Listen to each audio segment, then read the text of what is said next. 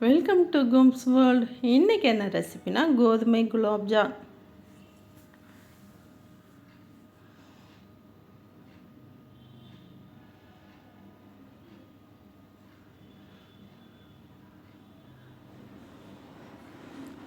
வாங்க இந்த கோதுமை குலோப்ஜான் எப்படி செய்கிறதுன்னு பார்க்கலாம்.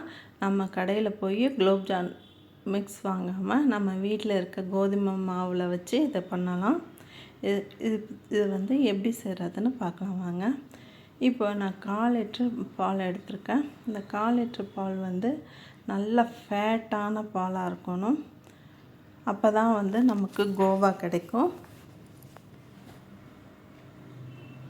இதை நம்ம இப்போ வந்து நம்ம அடுப்பில் வச்சு இப்போ நான் இதை கோவா செய்ய போகிறேன். இதை நம்ம இந்த பாலை வந்து பொங்க விடாமல் கிண்டி கொடுத்துட்டே இருக்கணும். ஆடை விழுக்கக்கூடாது.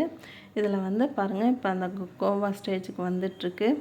இப்போ கடைசி ஸ்டேஜ் எப்படின்னு நான் உங்களுக்கு காமிக்கிறேன்.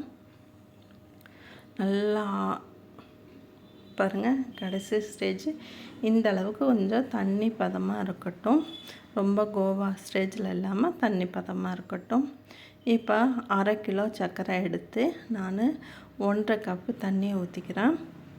இந்த குலோப்ஜானுக்கு வந்து இப்போ பாகு செய்கிறதுக்காக இதை நான் எடுத்துருக்கேன். இதில் வந்து கொஞ்சமாக வந்து பால் சேர்த்துக்கிறேன். எதுக்காக பால் சேர்க்குறதுனா, சர்க்கரையில் இருக்க அழுக்கு எடுக்கிறதுக்காக பாலை ஊற்றி நல்லா கொதிக்க விட்டால் அந்த சர்க்கரையில் இருக்க அழுக்கு நல்லா பிரிஞ்சு வந்துடுங்க. இது நல்லா பிரிஞ்சு வந்தால் தான் நமக்கு சுத்தமான பாகு கிடைக்கும், சர்க்கரை பாகு. இப்போ பாருங்கள், நல்லா பிரிஞ்சு வந்துருச்சு. இதை வடிகட்டி எடுத்துகிட்டு தனியாக ஒரு பாத்திரத்தில் வச்சுக்கலாம்.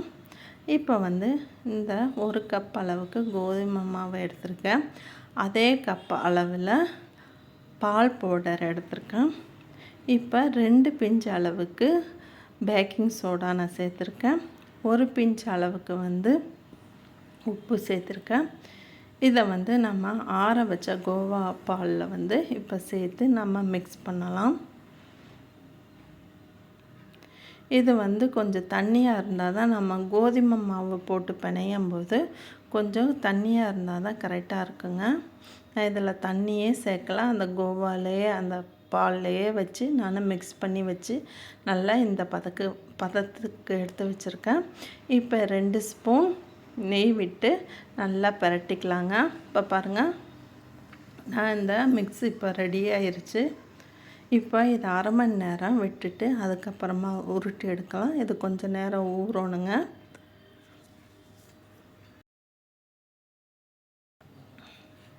இப்போ உருண்டை பிடிக்க ஆரம்பிக்கலாம். 1/2 மணி நேரம் ஆயிடுச்சு. இப்போ நான் கொஞ்சம் பெருசாகவே நான் வந்து உருண்டை பிடிக்கிறேன். ஒரு அழுத்தம் கொடுத்து உருண்டை பிடிங்க. அப்போ தான் வந்து குலோப்ஜான் வெடிக்காமல் நல்லா வெந்து வரும். இப்போ ரீஃபைண்ட் ஆயில் காஞ்சிட்ருக்கு. இது நல்லா காஞ்ச பிறகு நல்லா சிம்மில் வச்சுருங்க. அதுக்கப்புறமா இந்த உருண்டையை ஒவ்வொன்றா போட்டு நம்ம வறுத்தெடுக்கலாம். இது வந்து மீடியம் ஸ்டேஜில் வச்சு தான் வறுக்கணும். பாருங்கள், ஒன்றும் கூட வெடிப்பே வராது.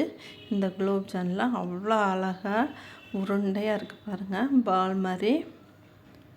ஒரு அழுத்தம் கொடுத்து நம்ம உருட்டுனா வெடிப்பே வராதுங்க குலோப்ஜானு. இப்போ பாகு ரெடியாக இருக்குது, சூடாக இருக்குது பாகும். இப்போ இந்த வெந்த குலோப்ஜானை இந்த பாகில் நம்ம சேர்த்துக்கலாம். நிறைய பேர் வீடியோஸ் பார்க்குறீங்க, சப்ஸ்கிரைப் பண்ணிவிட்டு பெல் பட்டன் அமைக்கிட்டு பாருங்கள். அப்போ தான் நான் போடுற வீடியோ உடனுக்குடனே வந்து சேரும். அதே மாதிரி கொஞ்சம் கூட எண்ணெயே குடிக்கலைங்க. நான் ஊற்றின எண்ணெய் அப்படியே இருந்தது. கரெக்டான பக்குவத்தில் அது இருந்தனால கொஞ்சம் கூட எண்ணெயே குடிக்கவே இல்லை. நாம் கடையில் வாங்கின குலோப்ஜான் மிக்ஸை வந்து நம்ம போட்டால் எண்ணெய் குடிக்கும். இது கொஞ்சம் கூட எண்ணெயே குடிக்கலை. உண்மையில் அவ்வளோ அருமையாக இருந்தது. இது நீங்கள் ஒருக்கா செஞ்சு பாருங்கள். நான் செய்யும் போதே வீட்டில் இந்த பசங்க என்ன பண்ணாங்க, ஊற ஒவ்வொன்றா எடுத்து சாப்பிட ஆரம்பிச்சிட்டாங்க. நல்லா இருக்குமான்னு சொல்லிட்டு. ரொம்ப நல்லா இருந்தது. நீங்கள் இது மாதிரி செஞ்சு சாப்பிட்டு பார்த்துட்டு எப்படி இருக்குன்னு சொல்லுங்கள். இது மாதிரி வீடியோஸுக்கு என் சேனலை லைக் பண்ணுங்கள், ஷேர் பண்ணுங்கள், கமெண்ட் பண்ணுங்கள், சப்ஸ்கிரைப் பண்ணுங்கள். தேங்க்யூ ஃபார் வாட்சிங்.